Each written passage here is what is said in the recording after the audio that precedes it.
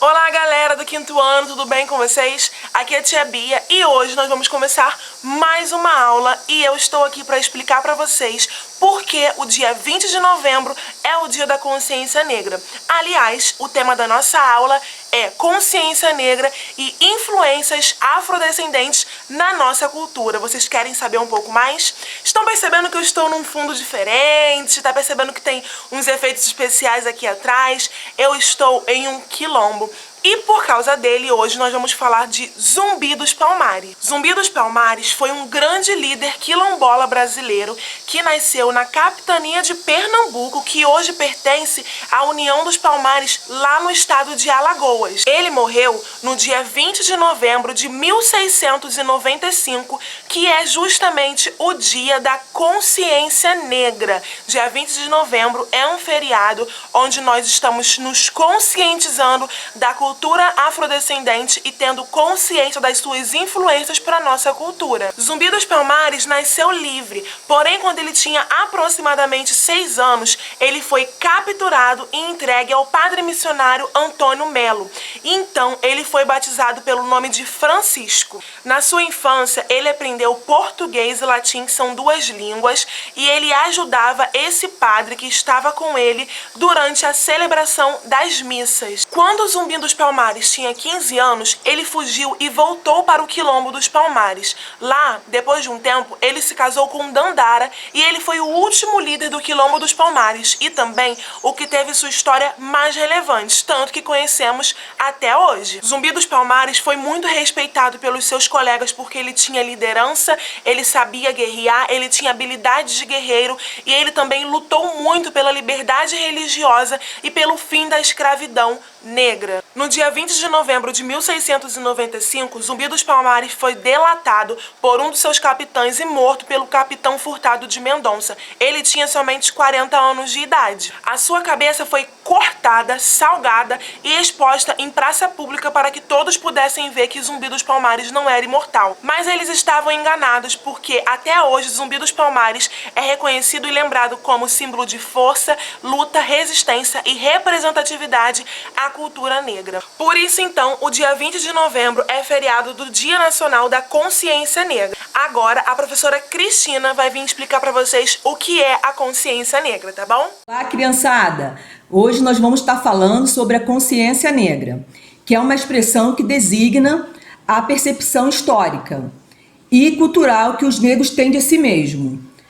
Também representa a luta dos negros contra a discriminação racial e a desigualdade social. A luta dos ancestrais africanos que desembarcaram no Brasil e trouxeram consigo toda a cultura deles, costumes, tradições do seu povo. Ao longo do século XX, existiram vários movimentos que denunciavam o racismo no Brasil.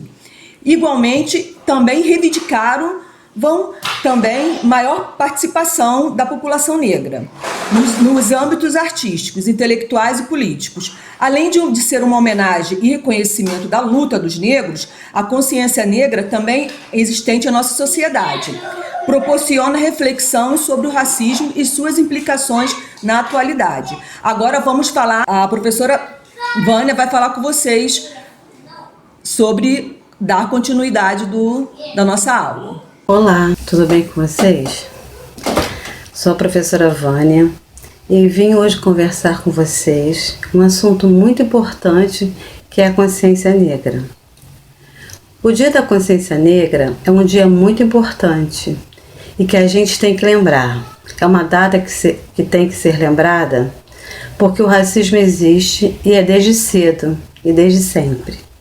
Melhorou muita coisa, mas ainda não é o suficiente. O dia 20 de novembro é o dia dedicado à consciência negra. Pensar no que é esse dia. Por que existe esse dia?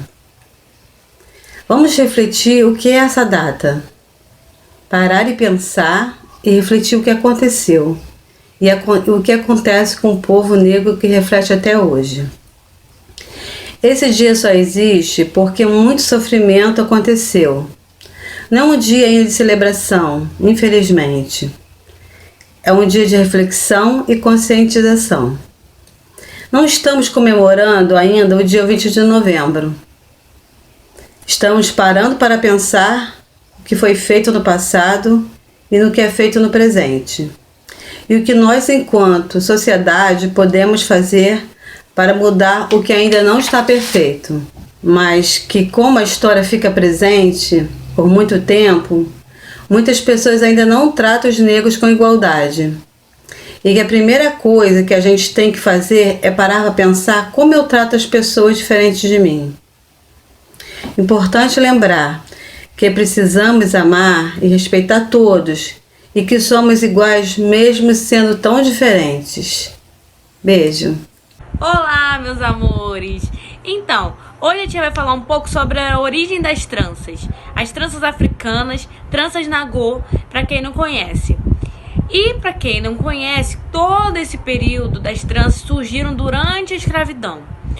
As pessoas usavam as tranças como uma forma de fuga. Elas tinham como fazer mapas nas tranças para poder mostrar o caminho para onde elas iriam. Olha essa trança da tia. Era uma espécie de mapa, mostrava os caminhos que eram para ser seguidos. Da mesma forma também, a trança servia para poder esconder, olha aqui, alimentos, aqui é o arroz, entre outros alimentos, sementes de árvores frutíferas, entre várias coisas. Elas trançavam e colocavam as sementes no meio para poder esconder, porque às vezes elas não sabiam que em outro lugar onde elas iriam ia ter alimento suficiente para elas e para a família ou para si próprio. Então era uma forma delas guardarem. Então vocês já aprenderam que as tranças serviam de mapas e também para guardar alimentos, sementes em si. Outra coisa, as tranças tinham todo um significado. Tinha trança para quem era solteira, trança para quem era casada, trança para quem era mãe, para quem não era, trança para casamento, trança para uma festa. Isso tinha, cada trança tinha um significado durante esse período. Cada cargo também dentro de uma casa tinha um tipo de trança.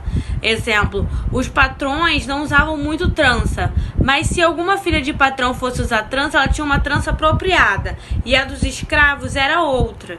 Cada um tinha a sua trança que mostrava quem você era, qual era seu cargo, a quantidade de dinheiro que você tinha. A trança toda mostrava a sua identidade através das tranças. As tranças eram uma forma de identificar quem você era, se você era escravo, se você era nobre, o que você era. Durante a escravidão, as tranças eram usadas para tudo, mas principalmente como mapas para mostrar onde estavam os quilombos. As negras abaixavam as suas cabeças, as pessoas viam aonde era para seguir para achar o quilombo. E com isso elas enfeitavam também suas tranças, né? Botavam uns enfeitinhos, sempre colocavam alguma coisa, caracterizando também a tribo que elas pertenciam, o grupo que elas pertenciam. Basicamente era isso. Só que a trança tem uma história muito importante. E até hoje, no nosso país, hoje a gente usa a trança também para poder enfeitar, para embelezar. Mas a trança tem todo um significado. Então, meus amores, espero que vocês tenham entendido um pouco sobre a origem das tranças. E agora nós vamos ouvir a tia Beth contando outra história maravilhosa para nós. Um beijão! Oi, meus amores, como é que vocês estão? Professora Franciele falando. Pois bem, vocês estão vendo que as outras professoras estão trazendo temas importantíssimos sobre consciência negra. E eu vou trazer algumas palavrinhas, né? Tá mais assim para uma curiosidade. Palavrinhas de origem africana que a gente usa no nosso dia a dia e nem imagina que é de origem africana. Vamos lá? Bom, primeiro eu vou trazer o dengo, cafuné, quitanda, que é onde a gente vende verduras, frutas, né? Onde nosso papai vai lá comprar também. Caçula, moleque, macumba, candomblé, cachaça, que é aquela bebida alcoólica, dendê, que é um óleozinho que a gente usa para fazer algumas comidinhas brasileiras e africanas. Cuíca, que geralmente usa no samba, né? Não sei nem fazer barulhinho. Abadá, que é aquela blusinha que a gente usa no carnaval, né?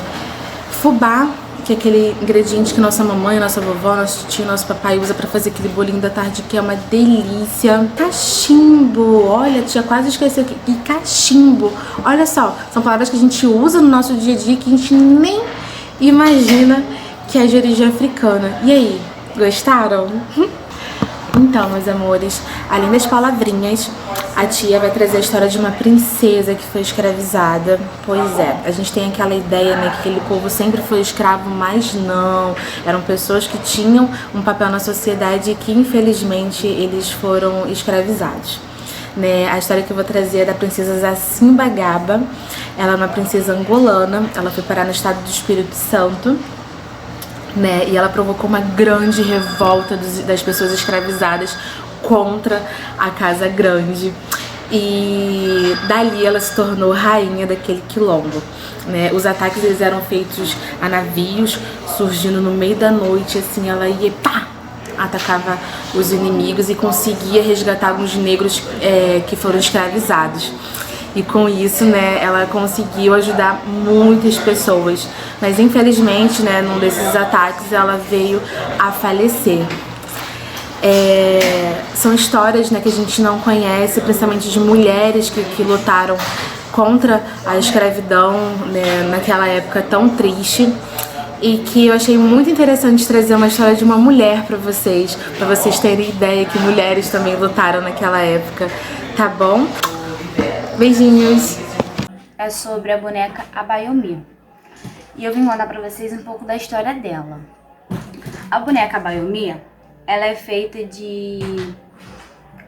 dos retalhos da saia das mulheres negras que vinham no navio negreiros para o Brasil. E nessa viagem que elas faziam, de lá até aqui, elas tiravam pedaços de suas saias para compor a boneca, tanto o corpo quanto a roupa. Porque chegando ao Brasil, elas não sabiam se iam permanecer com seus filhos ou se iriam se separar deles. Por isso elas faziam as bonecas para que no futuro elas pudessem achar eles ou então eles encontrarem os seus irmãos, pois nem sempre ficavam todos juntos. Abayomi vem do Yorubá, que significa aquele que traz felicidade. Então elas eram feitas para isso, para acalentar eles de quando eles sentissem saudade de suas mães. E também elas eram feitas do tamanho da palma de uma mão, para que as crianças pudessem segurar e guardá-las e que ninguém pegasse deles. Vocês, como fazer a Abayomi? Nós vamos pegar um retalho retangular, vamos dobrar, enrolar e dar um nó na ponta dele.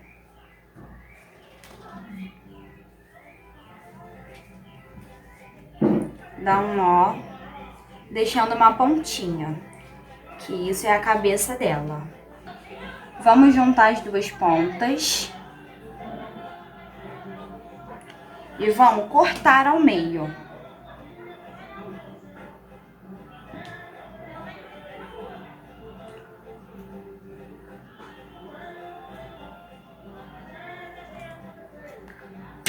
Assim, vamos ficar com duas partes iguais, que vão ser as pernas da Abayomi.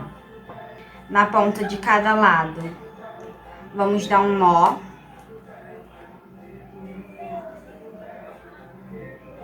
Um nó em cada ponta.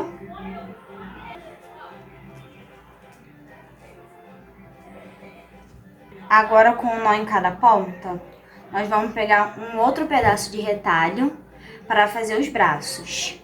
Vamos, pôr em volta da cabeça, dar um nó para se ligar, para ficar ligado todos eles. Vamos ter dois lados. E na ponta desses dois lados, vamos dar um nó. E isso vai corresponder ao braço dela. Daremos um nó em cada ponta.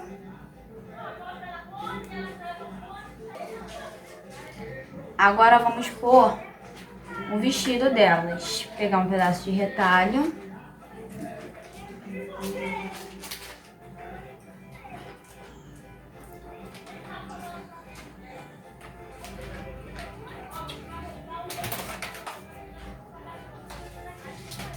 Vamos recortar para não ficar tão grande o vestido dela. Vamos fazer um corte aqui na ponta, como se fosse uma bola.